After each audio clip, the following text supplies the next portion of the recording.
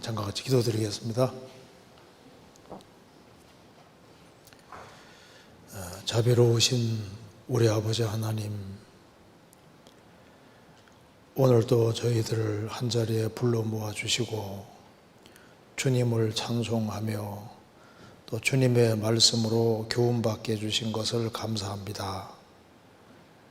하나님의 말씀으로 우리 영혼을 환하게 비춰주시고 주 안에서 귀하게 쓰임받는 사람들이 될 수 있도록 더욱 역사해 주시고 도와주옵소서. 하나님의 말씀으로 우리 영혼을 환하게 비춰주시고 또 말씀 가운데 걸어갈 수 있도록 힘과 지혜와 용기를 허락해 주옵소서. 또 명절 오가는 모든 발걸음도 주님이 지켜주시고 또 앞으로 계획되어 있는 주의 수양에 많은 사람들이 구원함을 얻을 수 있도록 역사해 주시고 또 새로 인도하시는 분들 또 준비하는 그 모든 손길에도 함께해 주옵소서. 오늘 모든 시종 주 성령께서 함께해 주시고 도와주시옵소서. 우리 구주 예수 그리스도 이름으로 기도하옵나이다. 아멘. 성경 욥기 34장 찾겠습니다. 욥기 34장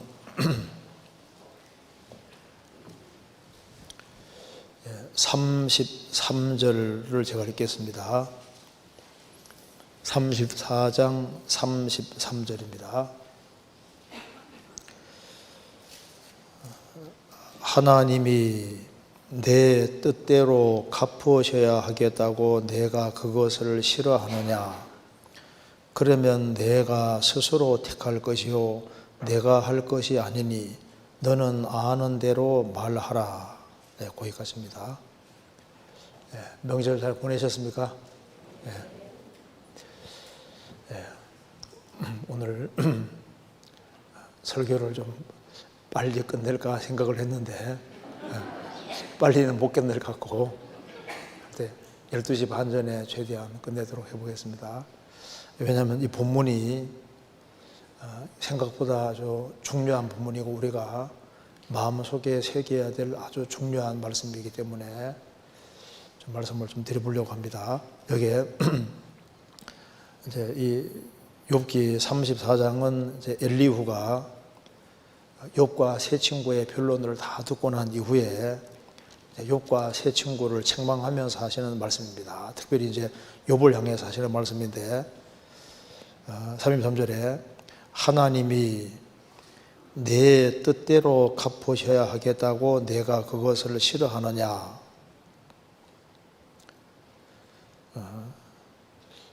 욥이 마음에 원하는 것이 있었습니다. 나는 이런 생을 살기를 원한다는 그런 삶의 방향이 있었고 하나님이 내 인생을 이런 방향으로 이끌어 갈 거라고 생각을 했던 겁니다.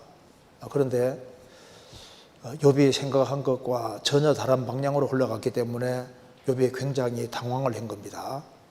그래서 욥 마음속에 여러 가지 어려움이 생기고 하니까 마음에 불평도 생기고 좀 하나님이 좀 뭐 과한 것이 아닌가 하는 그런 푸념적으로 말도 하고 이렇게 했던 겁니다. 그래서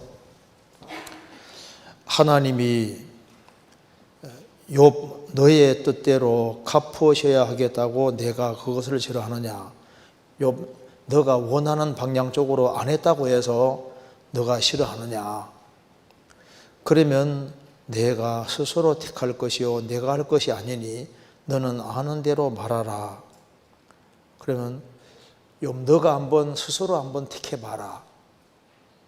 그럼 너 스스로 선택해서 인생의 방향을 끌고 갈 때 그것이 가장 영광스러운 인생이었겠느냐?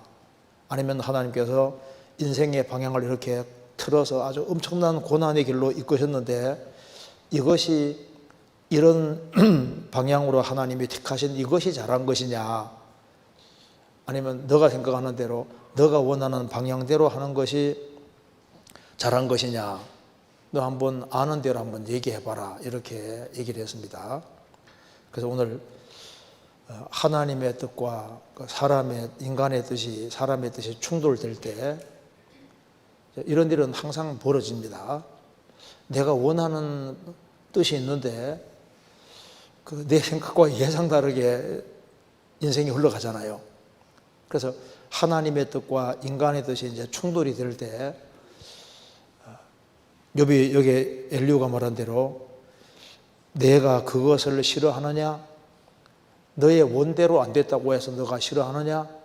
그러면은 너가 한번 스스로 택해봐라. 너가 스스로 택한 것이 제일 좋은 길이었겠느냐? 그게 아니지 않느냐? 너 한번 아는 대로 얘기해봐라, 이렇게 얘기를 하고 있습니다. 그래서 이걸 하나님의 뜻과 그 인간의 뜻이 충돌될 때 답은 정답은 당연한 겁니다. 그걸 같이 한번 검토를 잠깐 해보겠습니다. 자, 이 성경 속에 하나님의 뜻이 드러나 있습니다. 하나님은 우리가 잘 아는 대로 진선미로 충만하신 분입니다. 하나님은 진선미로 충만하신 분이기 때문에 하나님의 뜻만큼 참되고 선하고 아름다운 것은 없는 거예요. 그래서 하나님의 뜻이 이루어지는데 이 가장 참되고 가장 선하고 가장 아름다운 그 하나님의 뜻이 우리 개인 속에서 이루어진다면 얼마나 좋겠습니까? 그런데 아담 때부터 인간은 하나님의 뜻을 저버리는 길을 택한 겁니다. 하나님께서 천지를 창조하신 이후에 아담 하와를 가장 아름다운 하나님의 형상으로 만드셨습니다. 아담은 하나님 말씀하신 대로 선악과만 안 먹었으면 만년 청춘으로 사는 겁니다. 그 사람 아이고 계속 이런 몸 가지고 계속 살면 별로 좋겠느냐 생각할지 몰라도 아닙니다. 죽고 싶은 생각이 왜 드냐 하면은 이제 보통 20대 이런 사람은 아주 건강하고 힘 있고 할 때는 죽고 싶은 생각이 별로 안 들잖아요. 나이가 들어가고 이제 몸 여기저기가 아파지기 시작하고 병실에 자꾸 하고 힘들고 하면은 아이고 이렇게 고달프게 사느니 죽는 편이 낫겠다 이런 생각할 수 있는데 우리가 만일 10대, 20대 그런 마음과 생각과 정신과 건강 가지고 있다면 그런 생각을 안 할 겁니다. 아담 하와가 선악과를 먹지 않았으면 질병도 없고 선악과 안 먹었으면 죽음 자체도 없는 거예요. 늙는 법이 없는 겁니다. 그러니까 죄를 지어서 하나님께서 늙도록 프로그램을 하신 거예요. 아담은 하나님의 뜻 대신에 자기의 뜻을 관철한 겁니다. 하나님 말씀을 어기는 길을 택한 거예요. 그래서 자기 뜻을 택한 겁니다. 그래서 이 아담 자손은 전부 다 아담의 피를 이어받았기 때문에 애들을 키울 때도 봐요. 애들이 말하는 말 중에 상당히 많은 말이 뭔지 아시죠? 자, 이거 해라 저거 해라 무슨 말 합니까? 싫어 싫어 싫어 싫어. 애들 관찰해 보면 싫어 싫어 싫다는 말을 많이 합니다. 우리가 하나님께서 원하시는 뜻이 있으면 그대로 하면 좋은데 그 하나님의 뜻을 멸시하기 때문에 인생이 사실 고달파지고 인생이 하락이 겪게 되는 겁니다. 시편 107편 잠깐 찾아보시겠습니다. 시편 107편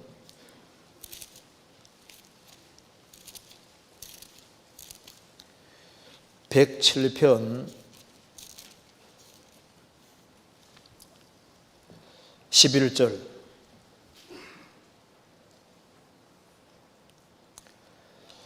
사람이 흑암과 사망의 그늘에 앉으며 곤고와 쇠사슬에 매임은 하나님의 말씀을 거역하며 지존자의 뜻을 멸시함이라. 사람이 흑암과 사망의 그늘에 앉으며 곤고와 쇠사슬에 매임은, 쇠사슬에 매인 것은 중죄인으로서 감옥에 갇혀 있는 겁니다. 죄수가 되고 인생이 비참하게 되는 이유는 하나님의 말씀을 거역하며 지존자의 뜻을 멸시하므라. 그래서 창세기부터 요한계시록까지 인간 역사는 하나님의 뜻 대신에 자기 뜻을 끝까지 고집하고 관철함으로 하나님의 심판을 받은 역사입니다. 아담 하와가 에덴 동산에서 선악과를 먹는 길을 택했습니다. 하나님의 뜻을 어기는 길을 택했기 때문에 아담 하와가 심판받고 에덴 동산은 땅속에 들어가 버렸습니다. 노아 홍수 때 세계적인 홍수가 온 이유도 인간이 하나님의 뜻을 멸시했기 때문이에요. 바벨탑 사건 때에도 인간이 하나님께 도전했습니다. 그래서 하나님의 심판받고 서었습니다. 이스라엘 역사 속에서도 이스라엘은 하나님의 뜻을 어기는 길을 택해서 계속적으로 징계를 받고 형벌을 받아왔다가 하나님이 그리스도를 보내셨는데 그리스도까지 배쳐감으로 한 2000년 가까이 형벌을 받다가 우리 시대에 회복되고 있습니다. 7년 혼란 속에 들어가면 적그리스도는 하나님의 뜻을 공공연하게 거슬리고 하나님을 아주 적극적으로 대적하기 때문에 적그리스도와 거짓 선지자 이 두 사람이 제일 먼저 불과 유황못에 던져집니다. 성경 시편 2편입니다.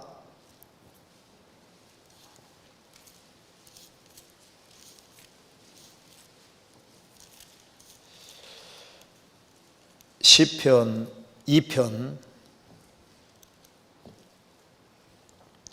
1절 어찌하여 열방이 분노하며 민족들이 허사를 경영하는고 세상에 군왕들이 나서며 관원들이 서로 꾀하여 여호와와 그 기름 받은 자를 대적하며 우리가 그 맨 것을 끊고 그 결박을 벗어버리자 하도다. 인간들이 하나님을 대적하고 그리스도를 대적하면서 우리가 그 맨 것을 끊고 그 결박을 벗어버리자.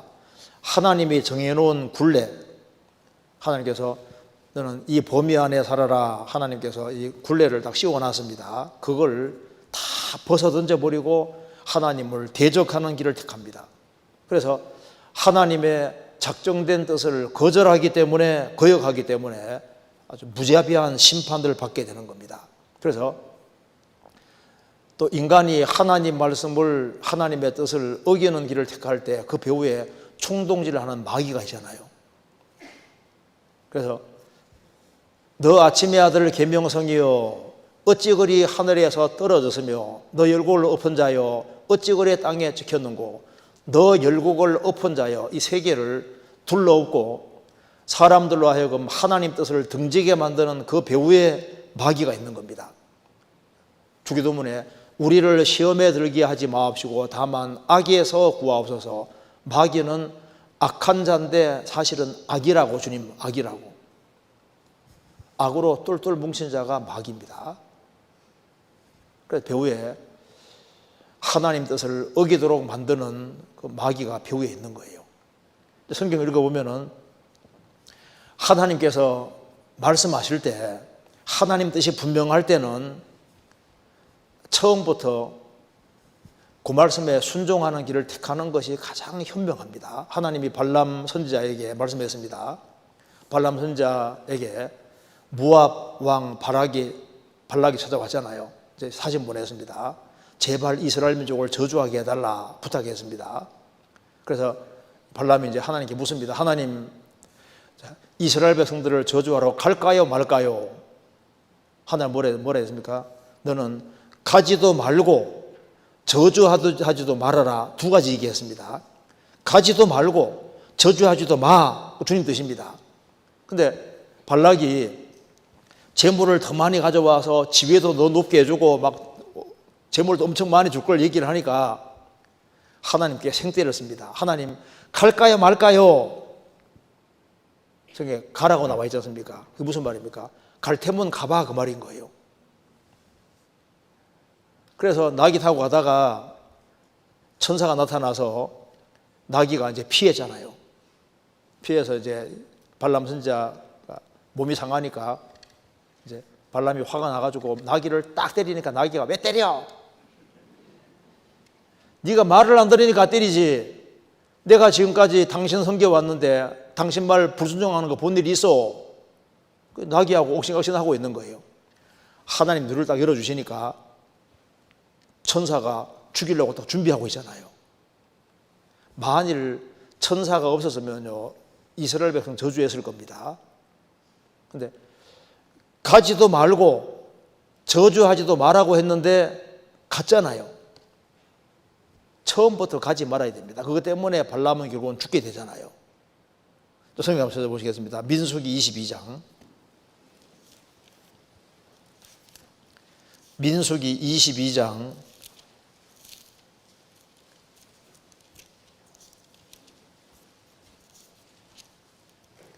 12절.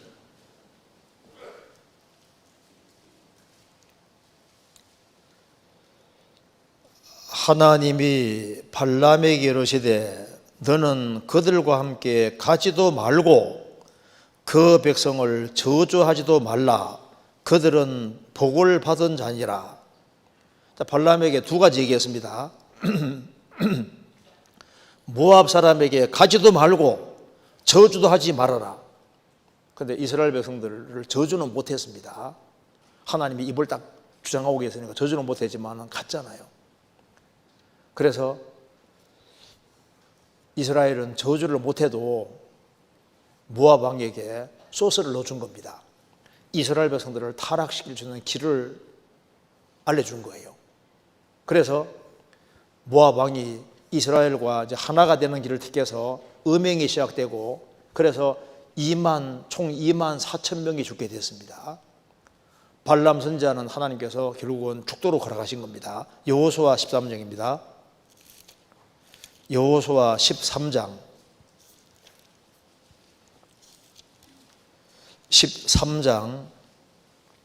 22절 340페이지입니다.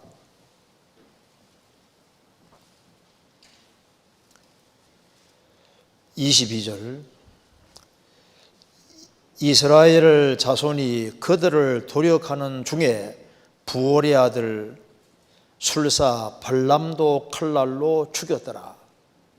결국 하나님의 뜻을 어긴 그 결과는 뭡니까? 결국은 죽음인 거예요. 자, 하나님의 명백한 뜻과 반대 길을 걸어가는 사람은 불행 중에 불행입니다. 왜냐하면 하나님의 뜻을 이길 수 있는 사람은 없거든요. 그렇잖아요. 그 옛날에 니므롯은 하나님이 분명히 말씀하시기를 창세기에서 이제 노아 홍세 후에 노아 식구들에게 분명히 흩어져 살아라고 분명히 명령하셨습니다. 그 하나님 뜻인데 니므롯은 하나님 말씀을 어기는 길을 택하고 흩어져 살고 있는 그 노아 자손을 규합시켜서 바벨탑을 쌓고 하나님께 도전했잖아요. 그 하나님의 명백한 뜻을 거슬려서 심판을 받았습니다. 성경에 그런 얘기로 가득합니다. 진화론을 주장하는 사람들, 나중에 하나님의 심판대에 설 때 얼마나 큰 벌을 받게 되겠습니까? 무신론자들, 그 큰일인 거예요. 그리고 성경에 대해서 함부로 이야기 안 하는 사람들, 성경이 진리인데 성경을 거스르는 것이 얼마나 무서운 죄가 됩니까? 예수 그리스도에 대해서 함부로 이기라는 사람들, 예수님은 사람이 아닙니다. 하나님이 사람이 되신 분인 거예요. 사람의 모양을 잠깐 취해서 그렇지 사람이 아닙니다. 이 우주를 다 창조하신 분이라고 되어 있죠. 이 우주가 주님 손 안에 있다고 되어 있습니다. 골로새 1장에 만물이 주님 안에 있다고, 주님 안에. 주님은 조그만 분이 아닙니다. 그런데 그 예수님에 대해서 함부로 이야기를 하고 함부로 대적하고, 그게 얼마나 무서운지 모릅니다. 지금 예수님의 재림을 부정하는 사람도 많습니다. 지옥을 부정하는 사람도 많잖아요. 그런 게 전부 다 하나님의 뜻을 거스리는 겁니다. 성경 로마서 1장입니다.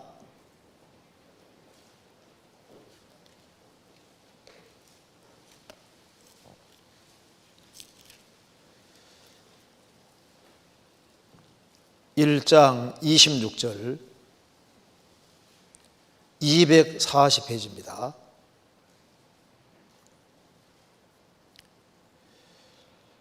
이를 인하여 하나님께서 저희를 부끄러운 욕심에 내어버려 두셨으니 곧 저희 여인들도 순리대로 쓸 것을 받고 영리로 쓰며 이와 같이 남자들도 순리대로 여인 쓰기를 버리고 서로 향하여 음욕이 불리듯하며 남자가 남자로 더불어 부끄러운 일을 행하여 저희의 그릇 때문에 상당한 보응을 그 자신에 받았느니라. 이 말씀에 순리란 말이 나와 있습니다. 순리. 그래서 순리란 말이 나와 있고 26절에 영리란 말이 나와 있죠. 이게 무슨 말이냐면은 순리라는 말 원래 원어 뜻이 뭐냐면 태어날 때부터 위에서부터 원래부터 주어진 그런 뜻입니다. 그러니까 여자 남자 결혼해 사는 것은 이게 하나님께서 그게 원래부터 프로그램 속에 넣어주신 거예요. 하나님 뜻이니까. 영리라는 건 뭐냐면 하나님의 뜻을 의도적으로 거스리는 겁니다. 영리. 그러니까 하나님의 뜻을 거스리는 게 영리거든요. 그러니까 고린도 전서 11장에도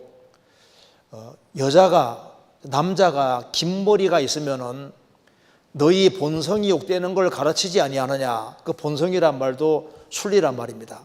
위로부터 주어진 거다 그 말입니다. 그러니까 여자들이 머리를 너무 짧게 하고 있다든가 이렇게 하면 이상하다 생각이 들잖아요. 남자가 막 여자는 머리를 길게 하면 이상하다 생각이 들잖아요. 그러니까 왜냐하면 그렇게 프로그램이 위에서부터 주어져 있다 그 말입니다. 원래부터. 그러니까 원래부터 주어진 것이 하나님의 뜻인데 그걸 이제 거스리는 것이 영리인 거예요. 영리. 기준이라는 것이 있다 그 말입니다.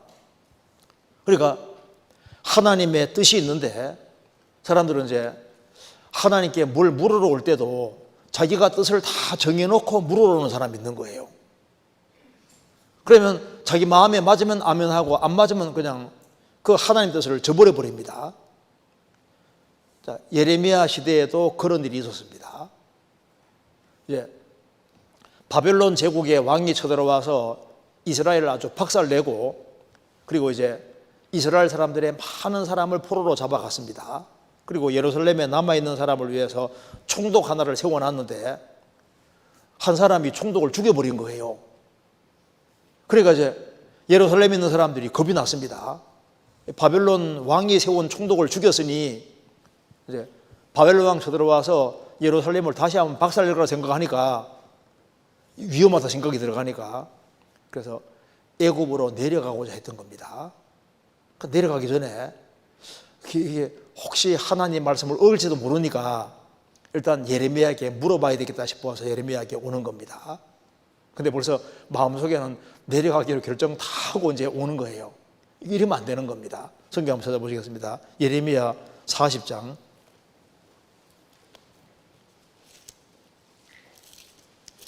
예레미야 40장.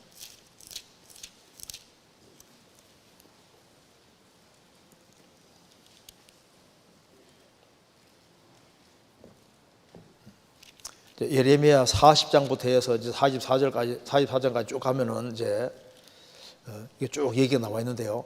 이제 40장에 보면은 이제 하나님께서 이제 바벨론 왕을 보내 가지고 이스라엘을 심판하고 이제 그게 군대 장관을 여기 이제 예루살렘을 통치하는 사람을 세웠는데 나중에 죽이게 됩니다. 여기 7절을 보시겠습니다.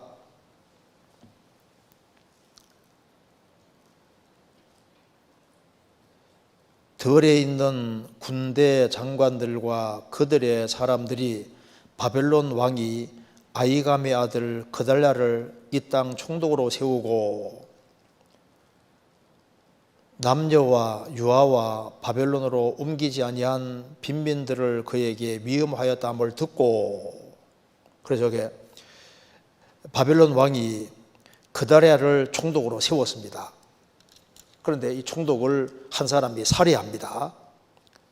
그래서 이제 덜컥 겁이 난 거예요. 그래서 여기 보면은 42장 1절입니다.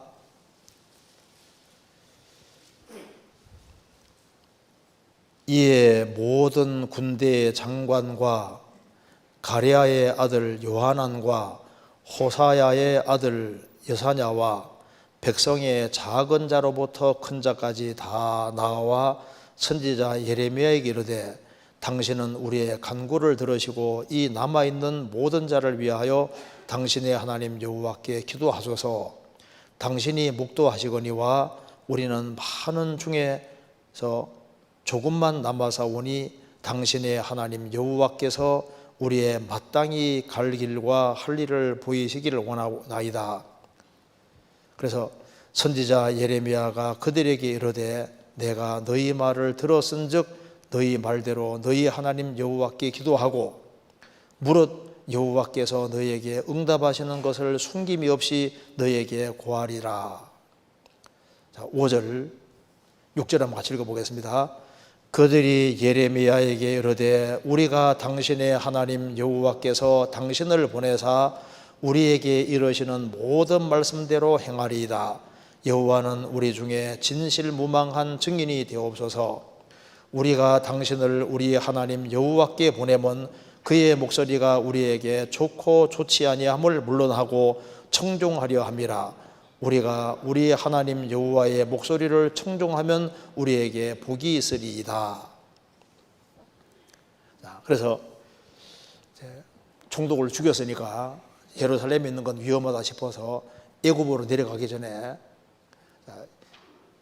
예루살렘에 있어야 되겠습니까? 애굽에 내려가야 되겠습니까? 하고 이제 하나님 뜻을 물으면서 하나님의 뜻이면 우리가 그대로 행하리이다.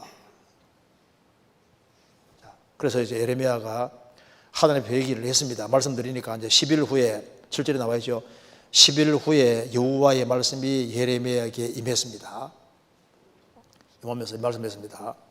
자, 너희들은 절대 애굽으로 내려가지 마라. 바벨론 왕을 두려워하지 마라. 너희들이 예루살렘에 있으면 내가 틀림없이 도와줄 거다. 그런데 내 말을 어기고 애굽으로 내려가면은 너희들은 거의 다 아주 전멸하게 될 것이다. 하나님 경고했습니다. 그러니까 이스라엘 백성들이 에이 이거 하나님 말씀 아니라고. 결국은 어떻게 하냐면은 집단적으로 애굽으로 내려가는 길을 택하잖아요. 그래서 예레미야가 경고했습니다. 44장 28절.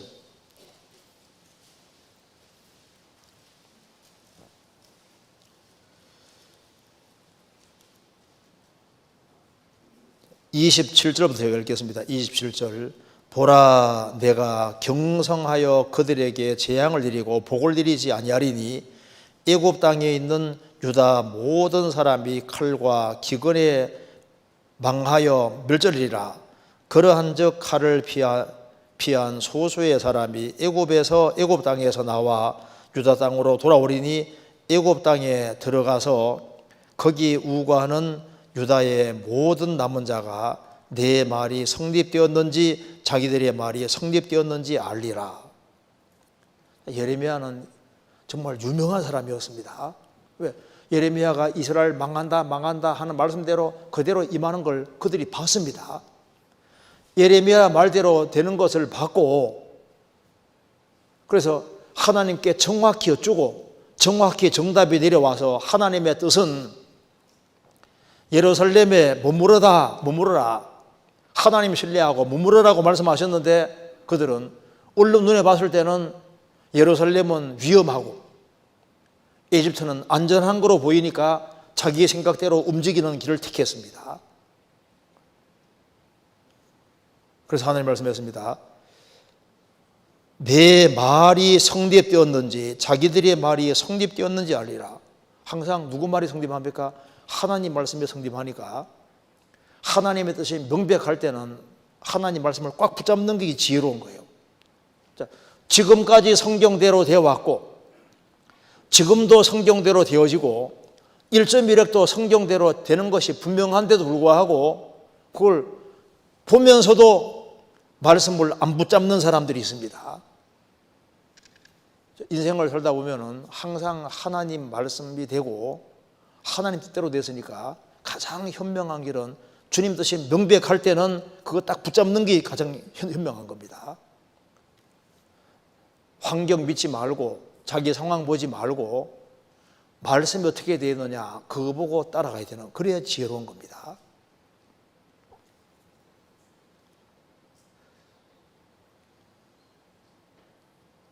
내 말이 성립되었는지 자기들의 말이 성립되었는지 알리라. 그 하나님 말씀을 꽉 붙잡으려면 믿음이라는 게 필요한 겁니다. 믿음. 성경은 항상 얘기합니다. 너희 머리 믿지 말고 상황 믿지 말고 환경 믿지 말고 하나님 말씀만 딱 붙잡아라. 그 옛날에 아우구스티누스라는 사람이 4세기, 5세기 당시에 그 교부였는데요. 세상에 제일 유명한 사람 중에 한 사람이지 않습니까? 그가 제일 좋아했던 성경 구절이 이사야 7장 8절입니다.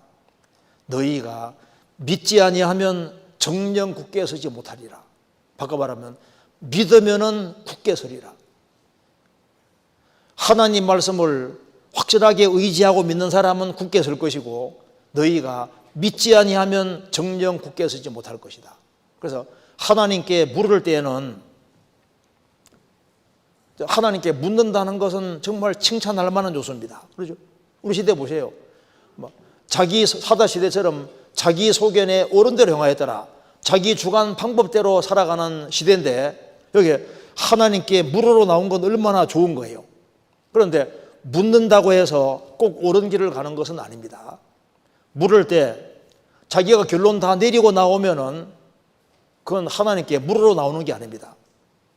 그러니까 주일날 말씀 들으면서도 수요일 말씀 들으면서도 말씀 듣는 가운데 자기 골라 먹거든요. 골라서 자기 마음에 맞으면은 받아들이고 자기 마음에 안 드는 건 빼버리고, 그러니까 선택적으로 신앙생활을 하잖아요. 그것도 합당하지 않습니까? 그래서 자기 생각에 맞으면 따라가고 생각이 안 맞는 것은 그건 딱 뒤로 밀어버리고, 그래서 자기 고집과 방법대로 합니다. 미리 결정해놓고 이 사람 저 사람이 물어서 자기에게 유리하게 답이 나오면 그걸 딱 따라가는 식으로. 그러니까 주님의 명백한 말씀이 내려올 때는 딱 그거 붙잡는 게 현명한 거예요. 애굽으로 내려가지 마 하면 내려가지 않는 그것이 제일 현명한 일이잖아요. 내려가서 그대로 망했습니다.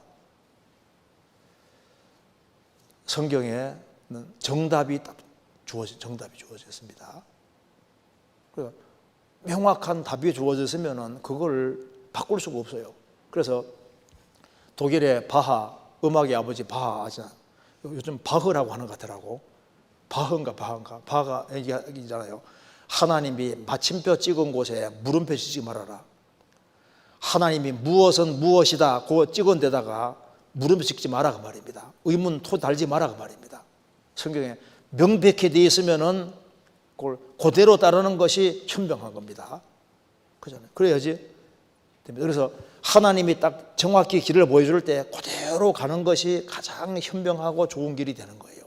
시편 32편 찾겠습니다.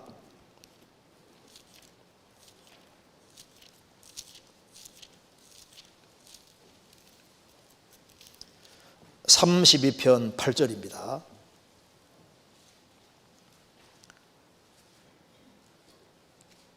8절 내가 너의 갈 길을 가르쳐 보이고 너를 주목하여 훈계하리로다. 너희는 무지한 말이나 노새같이 되지 말지어다. 그것들은 자갈과 굴레로 단속하지 아니하면 너희에게 가까이 오지 아니하리로다. 내가 너의 갈 길을 가르쳐 보이고, 하나님께서는 성도의 갈 길을 가르쳐 보이고 그 다음에 가는지 안 가는지 주목해보고 바른 길로 안 가면 주님께서 훈계해서 바른 길로 가게 하신다 그 말입니다. 너희는 무지한 말이나 노새같이 되지 말지어다. 무지한 말같이도 되지 말고 노새같이 되지도 마라. 말은 빠르잖아요. 무지한 말은 주님이 가실 때 바짝 뒤를 따라가야 되는데 주님이 가시는 길이 너무 늦게 보이는 거예요. 그래, 주님 비키시오 하고 말은 빠르잖아요. 주님 뒤로 제키고 막 자기 수단 방법대로 막 빨리 달려가는 사람이 있습니다. 무지한 말같이 되지 말고 노새는 느리잖아요. 주님은 저 가시는데 뒤에서 느릿느릿. 그러니까 주님보다 앞서지도 말고 뒤치지도 말고 바짝 주님 뒤를 따라가라 말입니다. 너희는 무지한 말이나 노새같이 되지 마라. 그래, 주님을 밀접히 가까이 따르라는 것을 말씀하는 겁니다. 그래서 주님을 가까이 따르는 사람, 그 사람이 가장 현명한 길을 걷게 되고 그것이 이제 가장 영광스러운 길이 되는 겁니다. 주님의 뜻은 정확히 이루어집니다. 그래서 하나님의 뜻이 뭔지를 우리가 정확히 알고 그 뜻을 딱 붙잡고 그 뜻 안에 있는 것이 가장 현명하고 내가 지금 현재 있는 것이 하나님의 뜻 안에 있는 게 확실하다 싶으면 그걸 잘 고수하는 것이 필요합니다. 자, 예수님은 세상에 왜 오셨냐 하면은 하나님의 뜻을 행하기 위해 오셨습니다. 성경 히브리서 10장입니다. 히브리서 10장.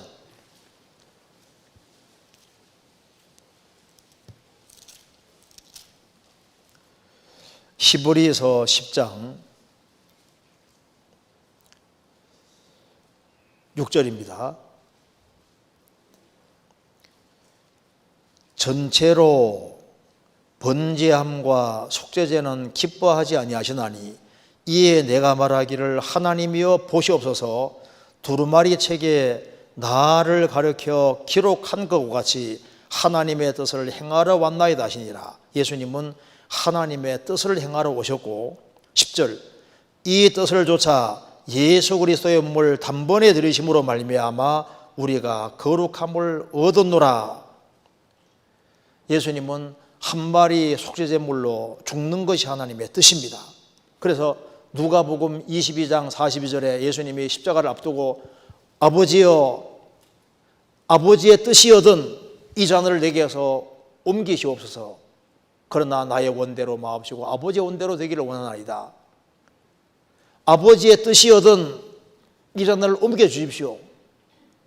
그런데 마시는 게 하나님의 뜻이면은 마시겠다고 하셨습니다.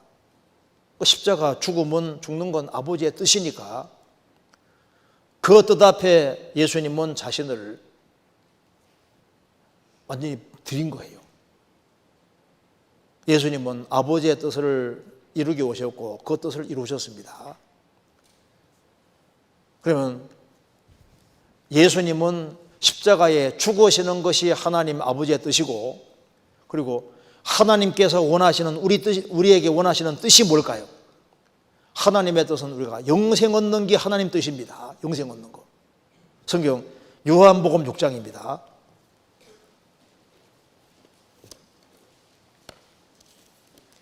요한복음 6장 40절.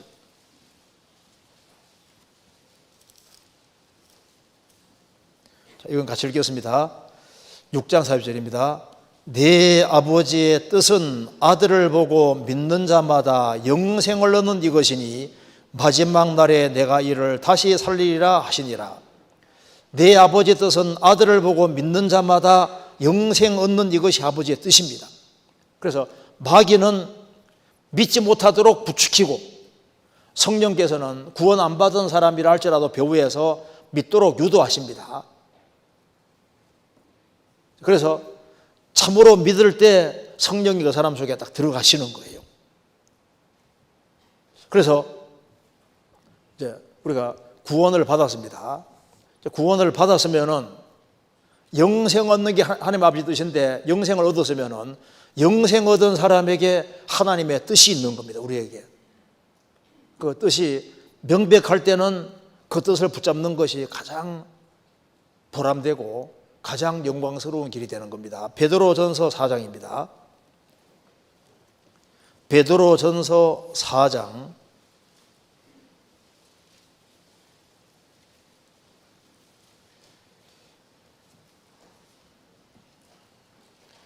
4장 2절.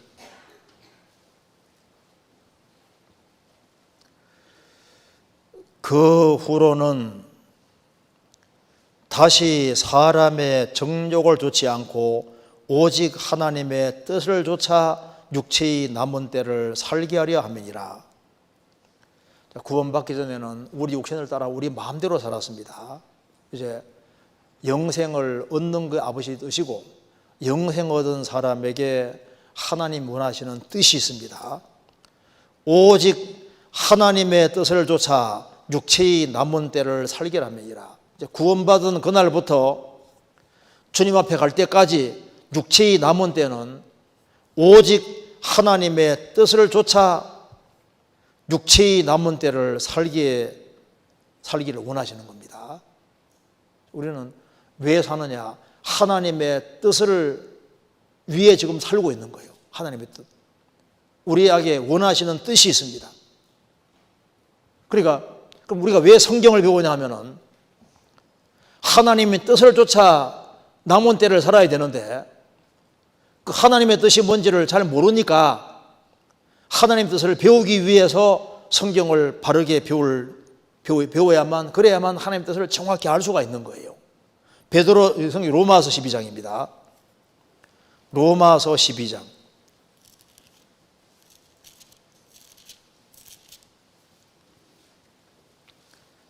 12장 2절입니다.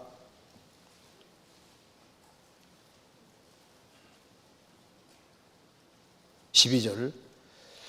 너희는 이 세대를 본받지 말고 오직 마음을 새롭게 함으로 변화를 받아 하나님의 선하시고 기뻐하시고 온전하신 뜻이 무엇인지 분별하도록 하라. 너희는 이 세대를 본받지 말고 오직 마음을 새롭게 함으로 변화를 받아 하나님의 선하시고 기뻐하시고 온전한 뜻이 무엇인지 분별하도록 하라. 그러니까 하나님의 뜻이 뭔지를 정확히 알아야 됩니다. 그래서 하나님의 뜻이 내 마음속에 가득할 때 그 하나님의 뜻 가운데 행할 수 있게 되는 겁니다. 성경 골로새서 1장입니다. 골로새서 1장 9절입니다.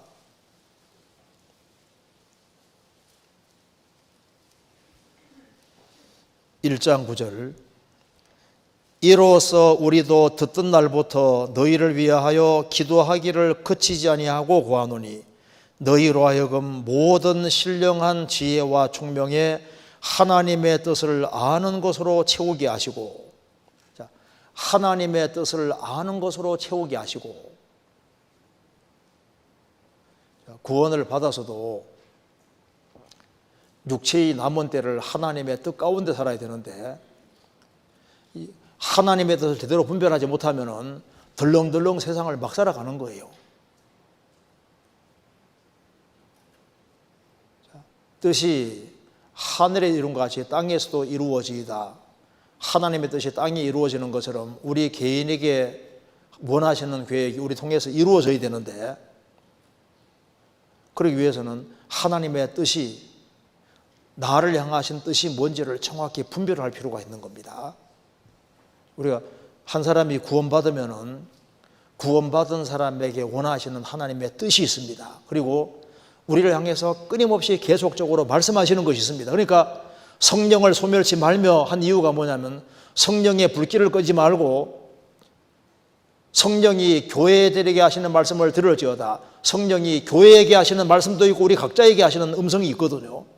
그래서 우리에게 하나님 원하시는 것을 계속 말씀하시는데 도대체 나를 향하신 뜻이 무엇인지를 모르고 살 수도 있는 거예요.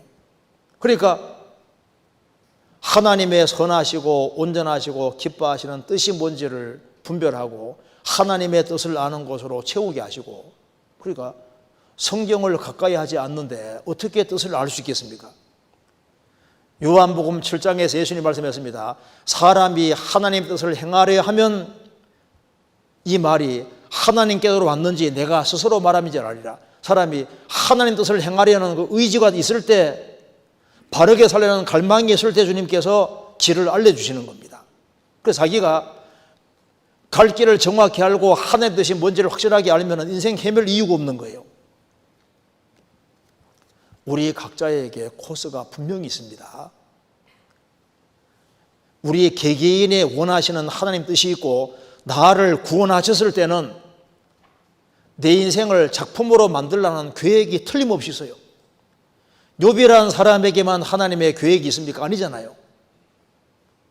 욥이라는 사람에게 하나님의 뜻이 있었습니다. 우리 개인에게도 하나님 뜻이 틀림없이 있는 거예요. 욥이 말했습니다. 욥이 말하기를 나의 가는 길을 오직 그가 아시나니 그가 나를 단련하신 후에는 내가 정금같이 나오리라. 욥기 23장에 말씀했지 않습니까? 나의 가는 길을 오직 그가 아시나니, 내가 가는 길이 있고 코스를 주님 정해놓고 그 길을 걸어가는 게 하나님 뜻입니다. 그가 나를 단련하신 후에는 내가 정금같이 나오리라. 바울 사도도 하나님 원하시는 뜻이 있습니다. 나의 달려갈 길과 주 예수께 받은 사명 곧 하나님의 은혜의 복음을 증거하는 일을 마치려 하면은 나의 생명을 조금도 귀한 거로 여기지 아니하노라. 나의 달려갈 길과 바울 사도가 달려갈 길이 있었습니다. 그게 주님 뜻입니다. 주 예수께 받은 사명 곧 하나님의 은혜의 복음 증거하는 일을 마치려 하면은 나의 생명을 조금도 귀한 걸 여기지 아니하노라.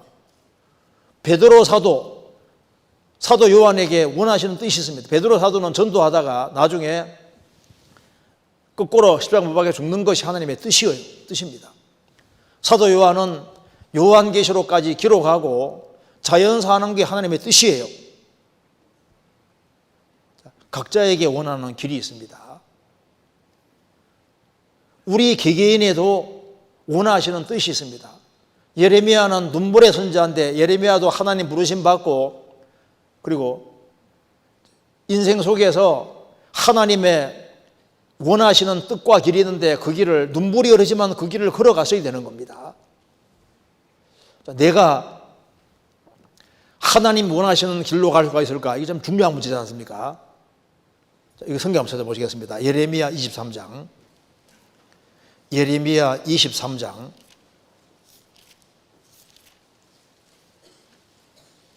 12절입니다.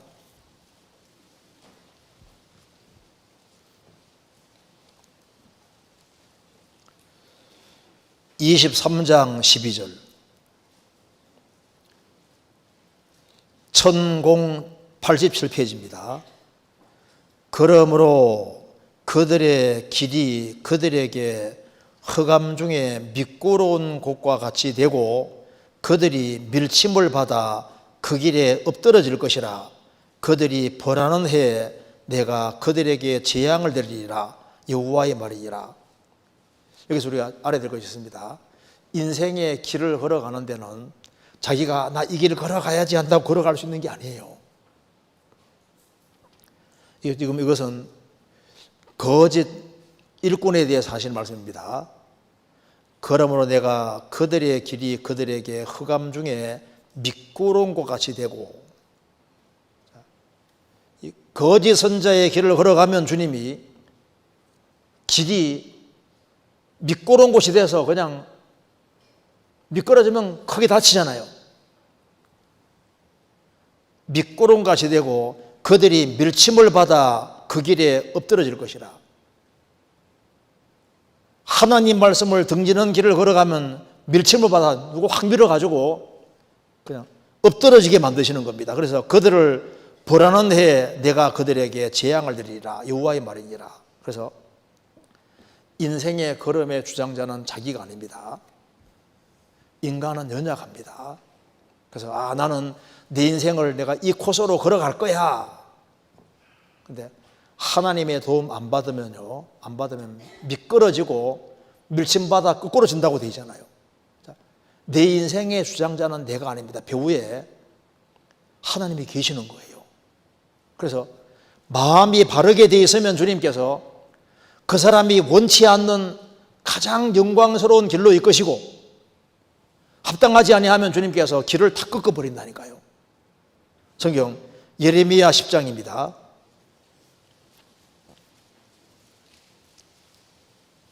(10장) 23절.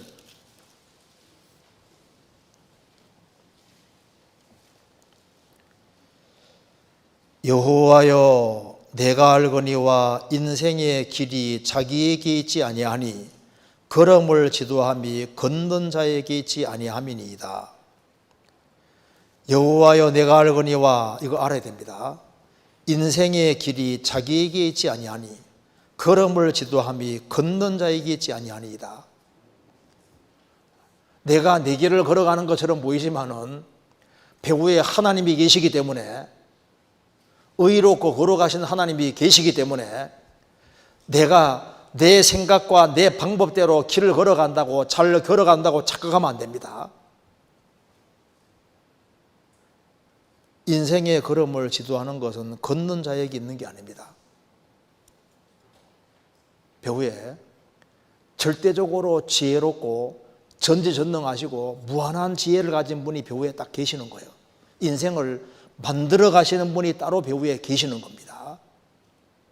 잠언 16장입니다.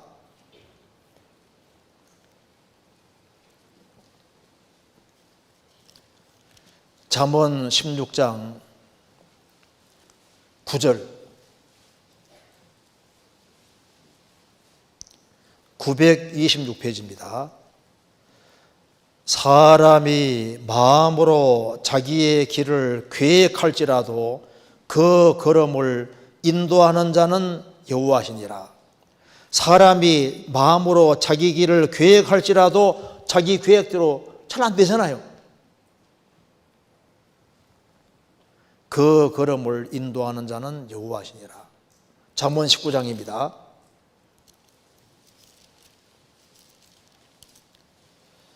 19장 21절 같이 읽겠습니다. 사람의 마음에는 많은 계획이 있어도 오직 여호와의 뜻이 완전히 서리라. 사람의 마음에 많은 계획이 있어도 오직 여호와의 뜻이 완전히 서리라. 그래서 거짓 선지자가 하나님을 등지는 길을 택할 때 길이 점점 더 미끄러워지게 되고, 그들의 길은 흑암 중에 미끄러운 곳이 되고, 그리고 멸침을 받아서 그 길에서 엎드러질 것이다. 벌하는 해가 온다고 되잖아요. 반대로 말하면은 하나님께서 하나님 앞에 바른 마음과 태도로 행하면은 그들의 길은 견고하게 됩니다. 흑암의 길이 아니라 광명한 길이 되고, 그 길이 넓어지게 되고 실족하지 않게 되고, 멸침을 받는 게 아니라 하나님이 딱 인도해서 축복받는 길로 쫙 인도하시는. 그러니까 인생 살아가는 데 있어서 바른 마음과 태도가 그렇게 중요한 거예요. 우리 태도 불량이라 하지 않습니까? 이게 생을 살아가는 가운데 하나님 앞에서는 바른 마음과 바른 태도가 그렇게 중요한 겁니다. 성경 창세기 20장 보면은 아비멜렉 왕이 사라를 취했습니다.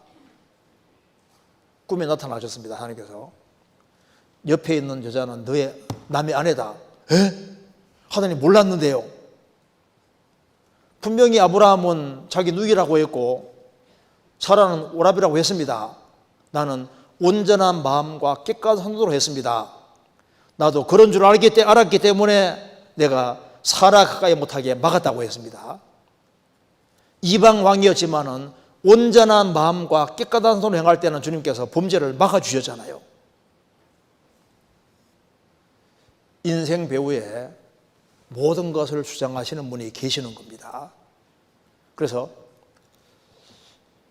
바른 태도라는 것이 아주 중요한 것이 되는 겁니다. 그리고 우리 팔자 고쳤단 말이에요. 팔자. 인생이 딱 펴지는 게 뭐냐면요, 인생에서 딱 전환점이 있는데 아담 자손으로 살다 보면은 이제 그 인생이 되는 거예요. 아담만에 살던 인생이 팔자를 딱 고치고 운명이 딱 바꿔지게 하는 길이 뭡니까? 그게 바로 회개와 신앙인 겁니다. 확실한 회개와 확실한 신앙을 가지면은 인생 전환이 딱 이루어지는 겁니다. 회개와 신앙.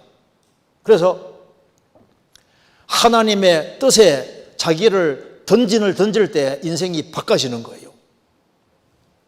자, 베드로, 야고보, 요한, 안드레 어부입니다. 어부. 예수님이 길 가시다가 베드로와 안드레가 이제 그물 던지는 걸 보셨습니다. 나를 따라오너라. 내가 너희로 사람 낚는 어부가 되게 하리라. 즉시 버려두고 예수님 쫓아갔습니다. 그런데 야고보와 요한이 아버지의 세배대와 한 가지로 그물을 깁는 걸 보시고 주님께서 부르시니까 배와 부친을 버려두고 예수를 쫓으니라. 주님 부르실 때 주님 뜻을 자기 뜻으로 받아들일 때 인생이 바뀌었습니다. 만일 베드로와 안드레, 야고보, 요한이 끝까지 그물을 고집했다면 어떻게 될까요? 자, 베드로, 안드레, 야고보, 요한 물고기 잡아먹다 죽다. 그 외에 그 인생 끝나버리는 거예요. 그런데 그들은 하나님의 뜻을 붙잡았기 때문에 인생이 완전히 달라졌습니다. 우리 인생도 만일 우리가 회개와 신앙을 통해서 그리스도에게 안 들어왔으면 우리 인생이 어떻게 되는 겁니까? 우리 인생이 그냥 그 인생이 되고 아무 가치 없는 인생이 되는 거예요. 많은 사람들이 하나님의 뜻에다가 자신을 던지지 않습니다.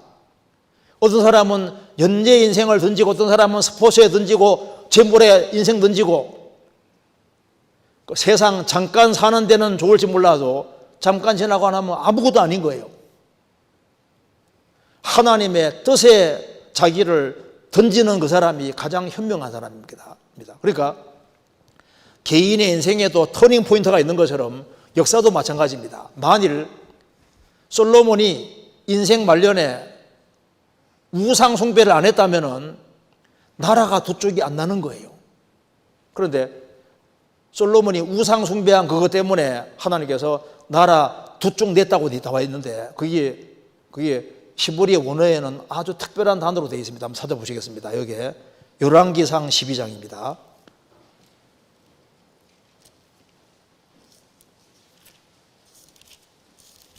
열왕기상 12장 15절.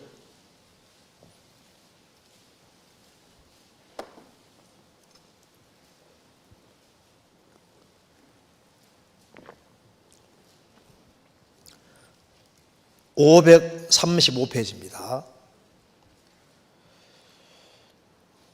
왕이 르호보암 왕입니다. 르호보암 왕이 이같이 백성의 말을 듣지 아니하였으니 이 일은 여호와께로 말미암아 난 것이라. 여호와께 전에 실로 사람 아히야로 느밧의 아들 여로보암에게 고한 말씀을 응하게 하심이더라. 여기 이 일이란 말이 원래 히브리 원어에는 이게 십바라고 되어 있는데요. 이게 사건의 전환, 운명의 전환 그런 뜻입니다. 이게 터닝 포인트 말하는 터닝입니다. 그러니까 이제 왜 솔로몬이 죽은 이후에 르호보암 왕이 왜 결국은 나라가 두 쪽 나도록 허락했느냐? 그 하나님이 그렇게 허락하셨다는 겁니다. 하나님께서 그런 터닝 포인트를 만드신 거예요. 이 사건에 전환이 생기게 만드셨다 그 말입니다. 그러면 이런 원인이 생긴 원인이 뭐냐 하면은 여기 솔로몬이 죄 지은 것 때문에 하나님께서 나라를 두 쪽 내는 것이 하나님의 뜻이 돼버린 거예요. 그러니까 솔로몬이 불순종하는 길을 택해서 원래 이스라엘을 영광스럽게 하려고 했는데 솔로몬이 범죄한 것 때문에 하나님께서 사건의 상황의 전환을 만들어서 이제 나라가 두 쪽 나는 것으로 시작되도록 이렇게 된 겁니다. 사건의 전환이 딱 이루어진 거예요. 지금 이스라엘은 2000년 유랑 생활하다가 우리 시대에 회복되고 있잖아요. 이스라엘을 하나님께서 우리 시대에 딱 회복시킨 것은 뭡니까? 사건의 전환이 딱 갑자기 생긴 거라고요. 우리 시대 이스라엘이 회복되면서 마지막 징조가 한 번에 쫙 나타나잖아요. 그 할린제이라는 사람이 아직도 살아 있는데요. 그 성서대연 그 옛날에 그 MBC에서 방영될 때 그 성서대연 그거 직접 이렇게 한 사람입니다. 근데 할린제이가 얘기한 것에 보면은 1948년이 참 중요한 때라는 겁니다. 제가 한번 읽어드리겠습니다. 1948년 이전과 이후가 상당히 달라졌는데 1948년이 역사의 돌적기다, 터닝 포인트가 된다 그 말입니다. 왜냐하면은 좀 읽어드리겠습니다. 지진이 1948년 이전과 이후를 비교했을 때 3배 이상 갑자기 증가했다는 겁니다. 그래서 1400년 관측으로 볼 때 1948년 이전과 이후 10개의 대형 지진 놓고 봤을 때 10번 중에 8번이 1948년 이후에 있었답니다. 그리고 이제 이스라엘 독립하면서 그때 비슷한 시기에 우후죽순격으로 많은 민족들이 갑자기 독립했잖아요. 우리나라도 같이 독립하고 그렇게 하면서 민족 간의 분쟁, 나라 간의 충돌 이런 것이 점점 많아지게 됐고 1948년, 우리 45년, 48년 이때 이스라엘 독립하는 때와 비슷한 그때 갑자기 나라들이 쫙 독립을 하고 질병도 1948년 이후 갑자기 아주 심각하게 됐고 컴퓨터가 본격적으로 보급되고 역사 무대에 드러난 것도 1948년 이후랍니다. 텔레비전 방송이 상업 방송이 되고 퍼진 것도 48년 이후고 이스라엘 국가가 탄생한 것도 1948년 이후고 핵의 위협이 현실이 되고 그리고 이제 핵이 실제로 인류를 망하게 할 수 있다는 그런 위협도 이제 48년 그때를 전후해 가지고 이 갑자기 모든 게 돼 가지고 지금 이스라엘이 독립하는 것과 때를 같이 해서 한꺼번에 모든 것이 쫙 펼쳐지는 그래서 48년의 특별한 시기라고 얘기를 하는데요. 여기에 이 일은 여호와께로 말미암은 것이라 나라가 두 쪽 나는 것이 하나님께서 그렇게 허락하신 거예요. 이스라엘이 갑자기 독립되는 것도 하나님 허락하심으로 되어진 겁니다. 솔로몬은 하나님이 원래는 정말 영광스럽게 해주려고 했는데 그가 스스로 내리막길을 택했습니다. 성경 읽어보면은 솔로몬은 처음에는 여호와를 사랑했다고 했습니다. 좀 지나가니까 여호와도 사랑하고 이방 여인들을 많이 사랑했다고 되어 있잖아요. 조금 더 시간 지나가니까 이방 여인들이 솔로몬의 마음을 돌이켰더라 나옵니다.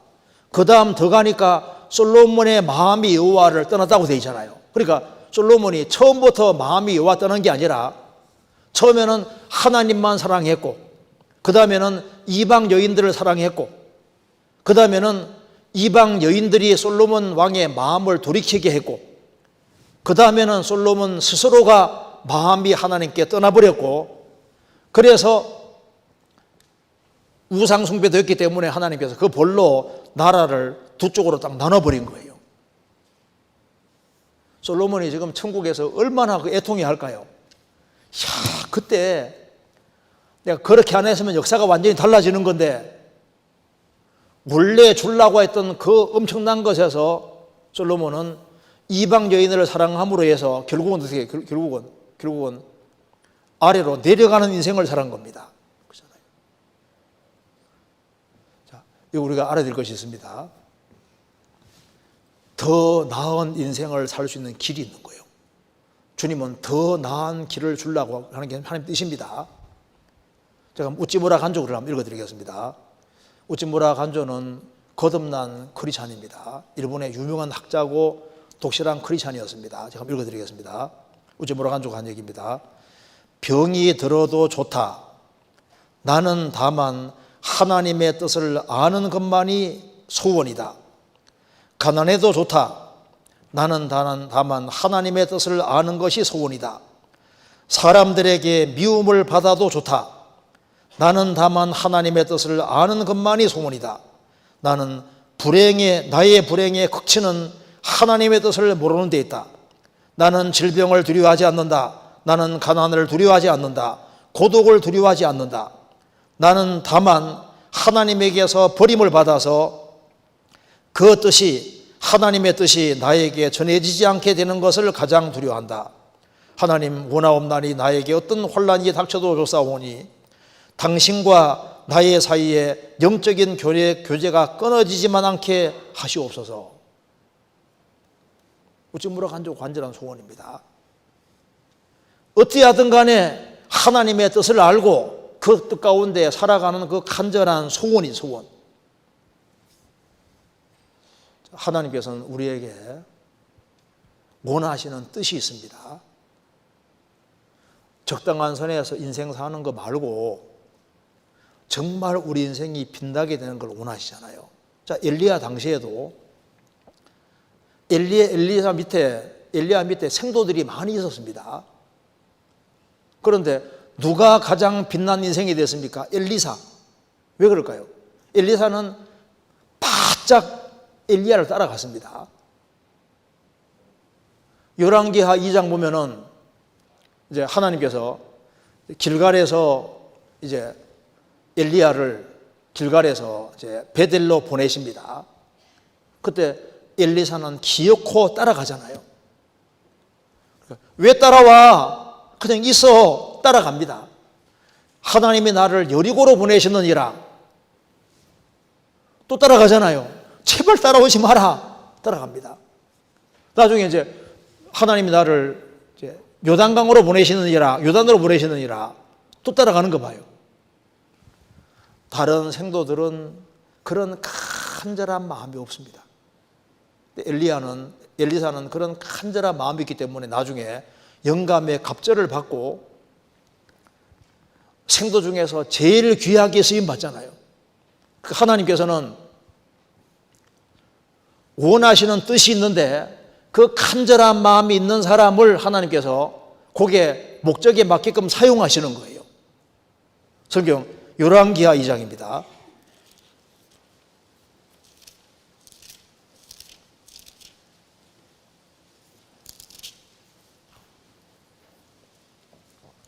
(2장 1절)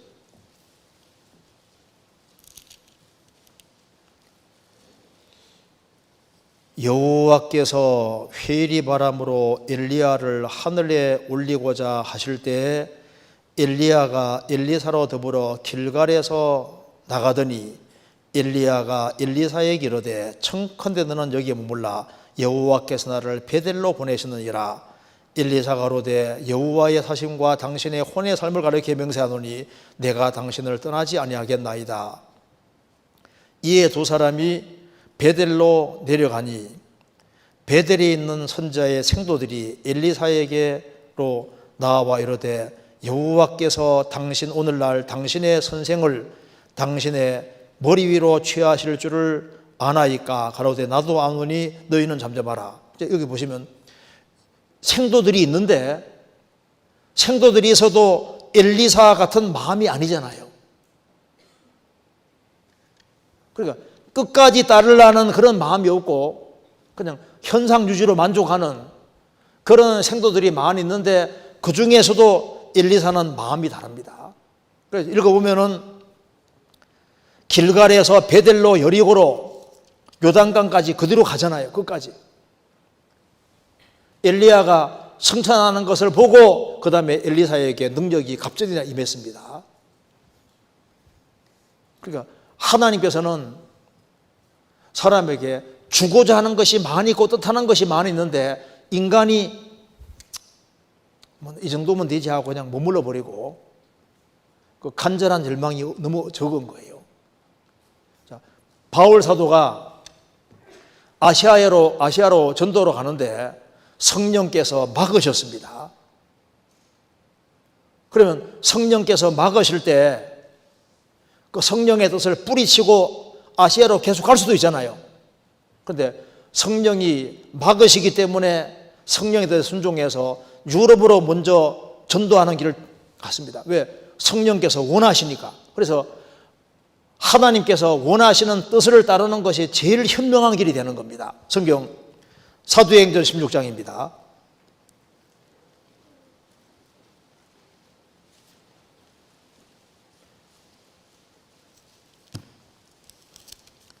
(16장) 6절입니다.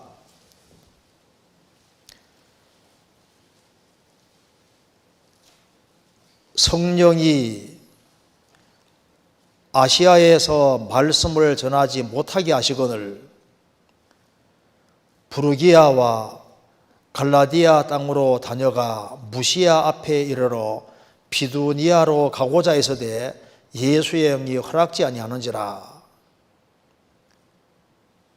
무시아를 지나 드로아로 내려갔는데 밤에 환상이 바울에게 보이니 마케도니아 사람 하나가 서서 그에게 청하여 가로되 마케도니아로 건너와서 우리를 도우라 하거늘. 바울이 이 환상을 본 후에 우리가 곧 마케도니아를 떠나기를 힘쓰니 이는 하나님이 저 사람들에게 복음을 전하라고 우리를 보내신 줄을 인정하미로라. 그러니까 아시아 쪽으로 가려고 하는데 성령이 이제 막으시고 예수의 영이 허락지 않기 때문에 그래서 유럽 쪽으로 향했습니다. 그걸 뿌리치고 자기 방법대로 했다면 그렇게 큰 성과 거두지 못했을 겁니다. 자, 베드로 사도가 죽고 싶었을까요? 안 죽고 싶었을까요? 베드로 사도는 순교하는 걸 원한 것은 아닙니다. 분명히 자기가 원치 않은 곳으로 데려간다고 했습니다. 원한 게 아닌데 하나님 뜻이기 때문에 간 거예요. 성경 찾아보시겠습니다. 요한복음 21장 18절.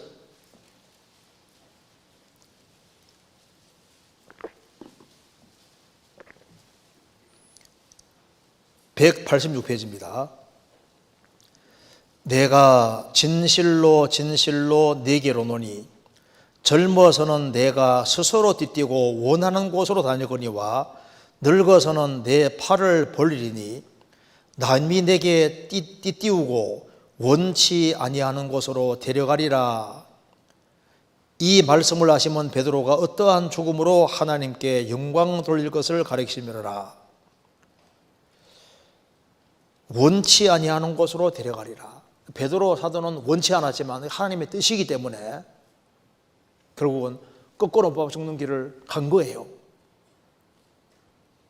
순교를 본인이 원하지 않았지만은 하나님의 뜻이기 때문에 원치 않아도 그대로 간 겁니다. 내 뜻대로 마옵시고 아버지 뜻대로 하옵소서. 욥도 자기가 그 당대에 정말 하나님을 가장 잘 섬기는 사람이고 가장 존경받는 사람이고 주를 위해 일도 많이 한 사람이지만은 이 코스를 욥은 원했는데 하나님께서는 욥의 생각과 다른 길로 이끄시잖아요.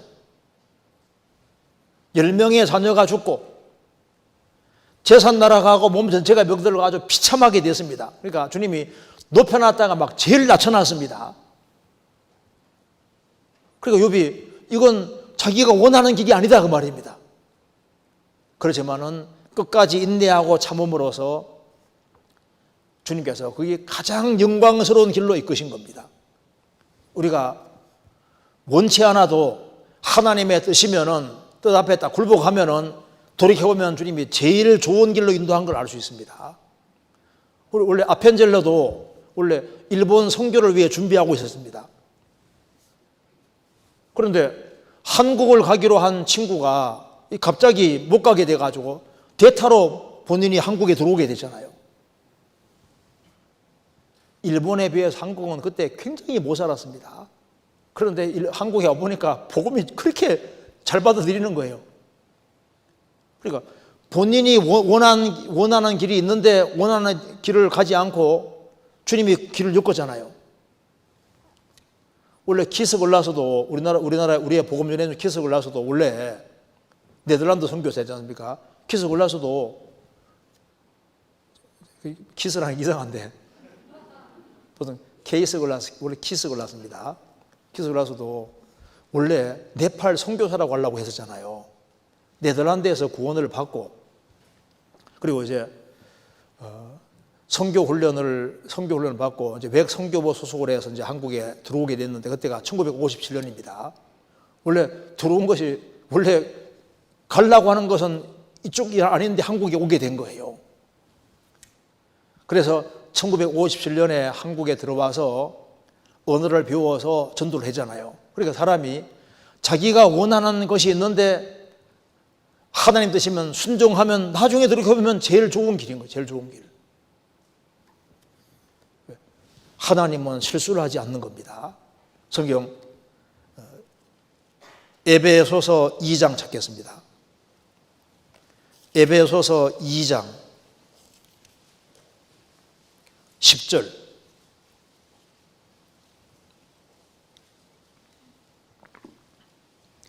(2장 10절) 같이 읽겠습니다.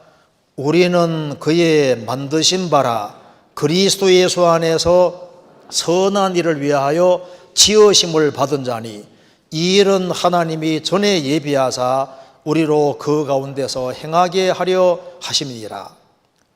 우리는 그의 만드신 바라. 이 만드신 바라가 헬라어에는 포이에마로 돼. 포이에마에서 포임 시가 나왔거든요. 쉽게 말해서 메스터피스입니다. 걸작입니다. 그래서 우리는 그의 만드신 바라, 우리는 그의 걸작품이다. 새로운 피조물로서 새로운 걸작품이다 그 말입니다. 그리스도 예수 안에서 선한 일을 위하여 지으심 받은 자니, 하나님께서는 죄인인 한 사람을 구원해서 그 구원받은 사람을 완전히 새로운 작품으로 만들 계획을 가지고 있는 거예요. 우리 각자에게 계획이 있습니다. 우리 육신적으로 태어날 때도 재능이 다 다르잖아요. 베드로 사도, 요한 성격이 너무 달라요. 베드로는 행동파입니다. 사도 요한은 신중하잖아요. 그러니까 성격이 다 달라요. 예수님 죽으시고 부활하신 그날에도 베드로하고 요한이 막 달려갔죠. 무덤에 달려갔습니다. 요한은 젊으니까 먼저 무덤 앞에까지 갔잖아요. 무덤 앞에 가서 끽 하고 서는 거예요. 안 들어갑니다. 베드로는 뒤에 헉헉 따라오면서 그대로 들어가요. 돌진에 들어가는 겁니다. 그 행동에서 보면 차이가 나잖아요. 우리가 태생적으로 달란트와 재능도 다 다릅니다. 한 사람이 구원받았을 때 구원받은 각 사람의 달란트와 재능 범위 안에서 주님이 가장 좋은 인생을 만들어 가십니다. 그렇게 하기를 원하시는 거예요. 우리를 걸작품으로 만들려고 하시는 것이 있습니다. 그래서 내가 원하는 뜻이 있는데 내 원하는 뜻이 아니라 내 인생 속에서 하나님의 뜻을 이루기 원하기 때문에 그 사람이 바른 마음과 태도 가지고 살아가면 주님이 신기하게도 주님이 인생을 엮어가시는 거예요. 그런데 구원을 받아도 자기 뜻을 고집하는 사람이 있는 거예요. 말씀을 받아들이는 것도 있는 그대로 안 받아들이고 자기 좋은 것만 딱 취하고 자기 마음에 안 드는 것 딱 받아들이지 않고 부분적으로 받아들이고, 그리고 주님이 그 사람 통해서 무슨 일을 하려고 하는 자유롭게 일을 할 수가 없는 겁니다. 바울 사도가 내가 내 몸을 쳐서 복종하게 하면 자기 스스로가 자기 몸을 복종시켰습니다. 남에게 전파한 후에 자기가 두려워 버림이 될까 두려워함이라. 버림이 된다는 건 실격자가 말하는 겁니다. 주님 앞에 쓰임 받는데 실격자가 될까 봐 자진서 복종시킨다고 했는데, 그래서 구원을 받아서도 육신을 따라서 자기 편한 대로 이렇게 길을 걸어가면 하위 인생이 되는 겁니다. 주님이 원래 계획한 곳에서 자꾸 낮추거든요.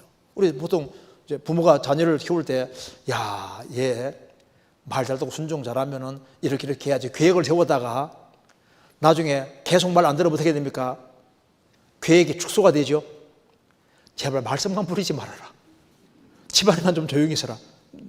약간 낮추잖아요. 그것처럼요, 하나님도 우리에게 순종의 길을 걸어가면은 주님이 우리에게 원하시는 뜻과 계획이 많이 있는데, 불순종의 길을 걸어감으로 원래 하나님이 계획했는 데서 축소가 될 수 있는 겁니다. 바락이 드보라가 얘기했습니다.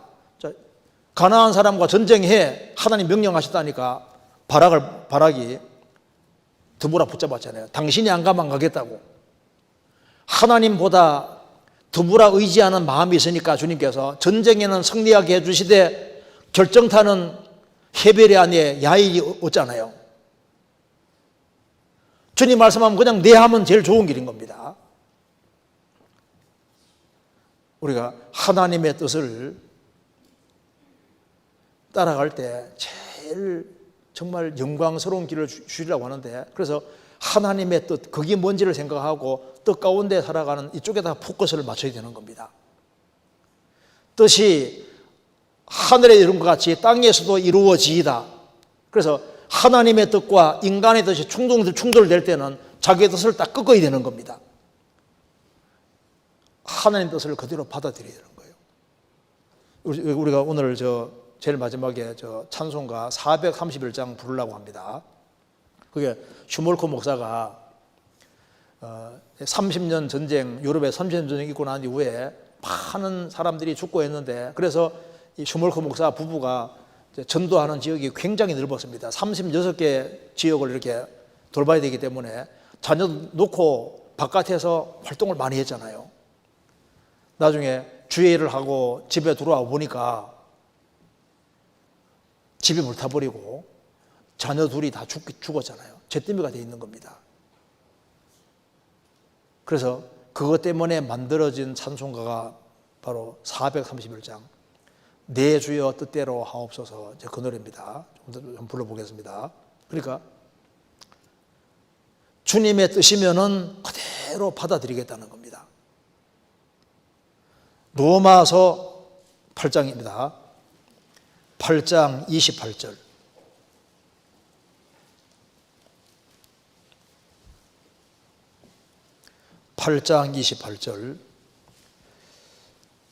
이 구절은 중요한 구절입니다. 우리가 알거니와 하나님을 사랑하는 자 곧 그 뜻대로 부르심을 입은 자들에게는 모든 것이 합력하여 선을 이루느니라. 우리가 알거니와 하나님을 사랑하는 자 곧 하나님의 뜻대로 부르심을 입은 자들에게는 모든 것입니다. 모든 것이 합력하여 선을, 모든 것을 긍정으로 받아들여야 됩니다. 모든 것. 내가 하나님 사랑하고 하나님 뜻 가운데 있으면은 모든 것, 모든 상황이 어우러져서 선을 이룬다는 걸 알고 모든 상황에 대해서 긍정하는 것이 필요하고, 그래서 하나님의 뜻이라는 걸 알고 순종하는, 하나님 뜻이 분명하면은 순종하는 것이 제일 좋은 길입니다. 순종하는. 하나님의 뜻이면은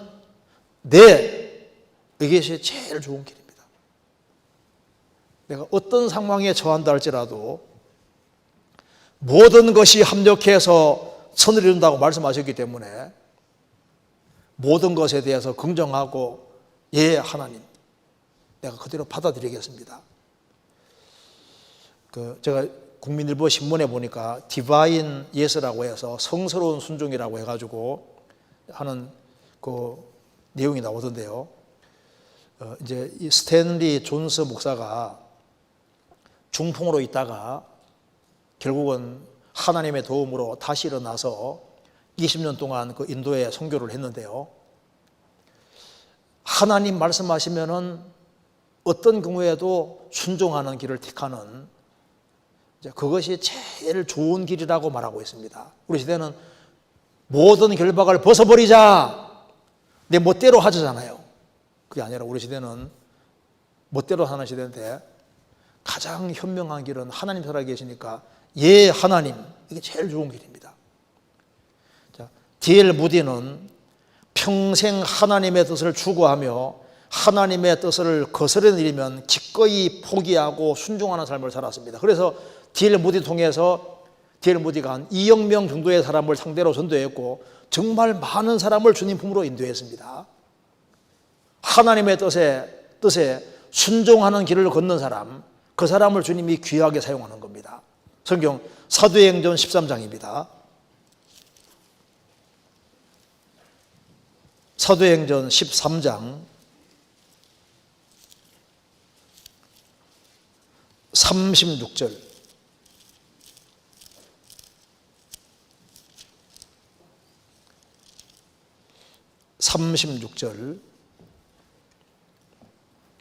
제가 읽겠습니다.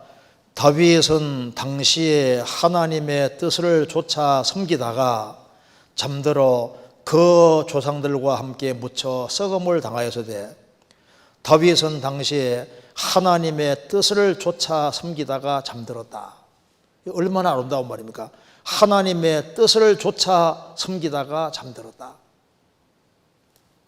우리도 하나님의 뜻을 조차 섬기다가 잠들면은 가장 영광스러운 길이 되는 겁니다.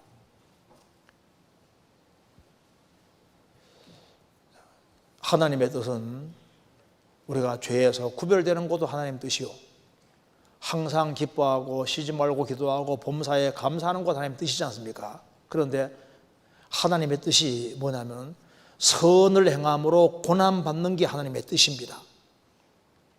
베드로전서 3장 17절에 말씀하시기를 선을 행함으로 고난받는 것이 하나님의 뜻이다. 고난받는 게 하나님의 뜻입니다.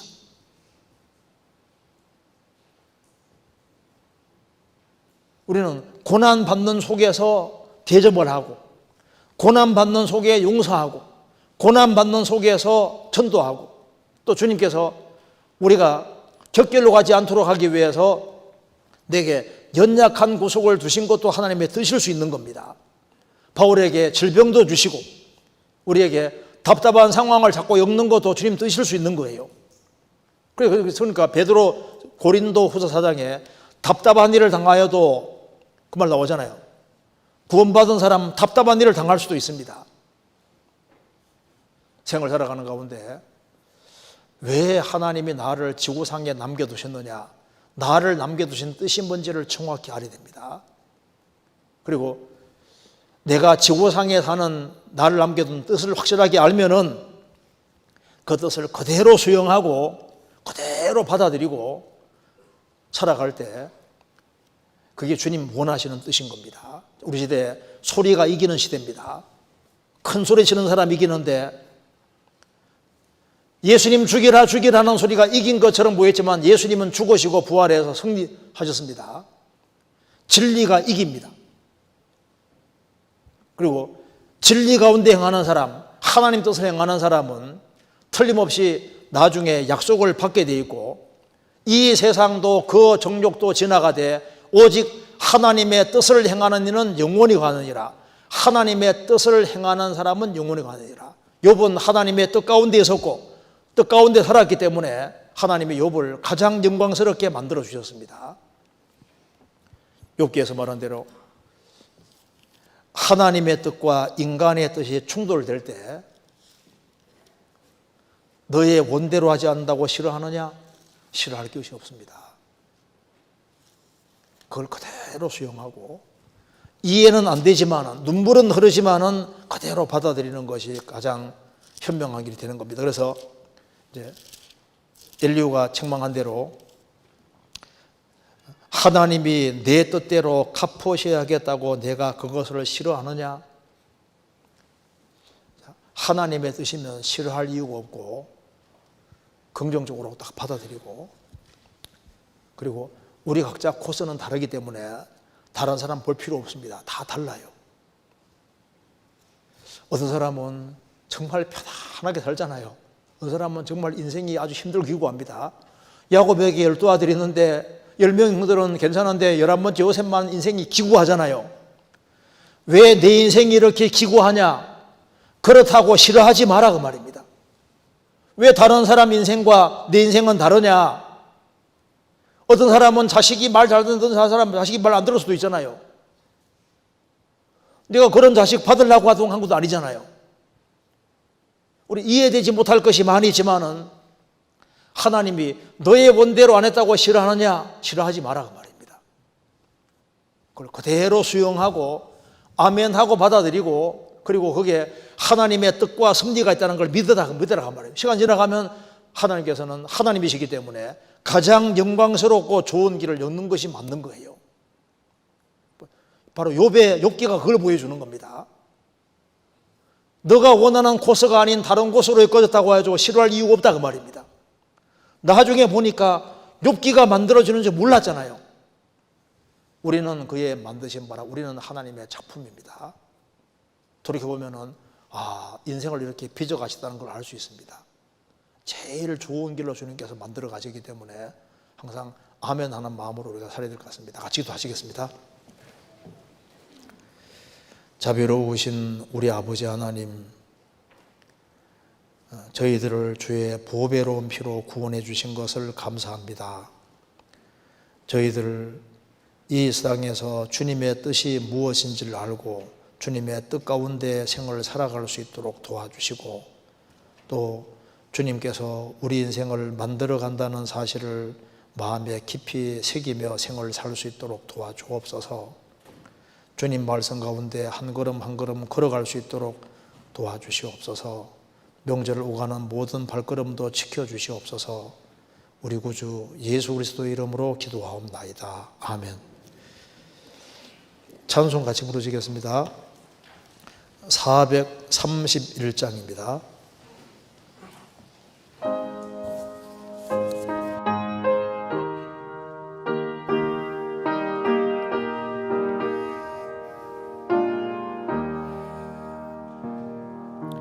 내 주여 뜻대로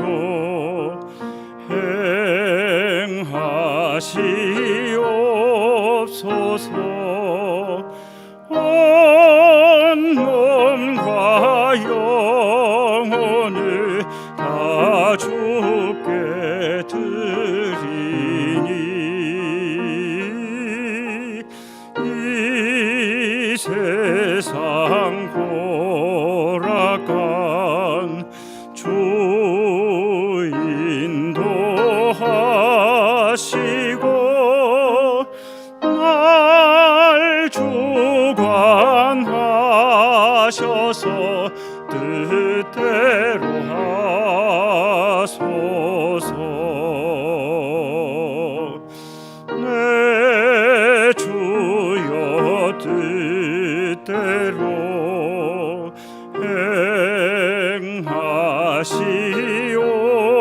행하시옵소서. 큰 근심 중에도 낙심케 마소서. 주님도 때로는 울기도 하셨네. 날 주관하셔서 뜻대로 하소서. 내 주여 뜻대로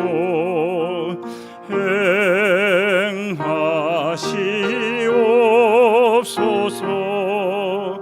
내 모든 일들을 다 주께 맡기고 저 천성 향하여 고요히 가리니 살든지 죽든지 뜻대로 하소서.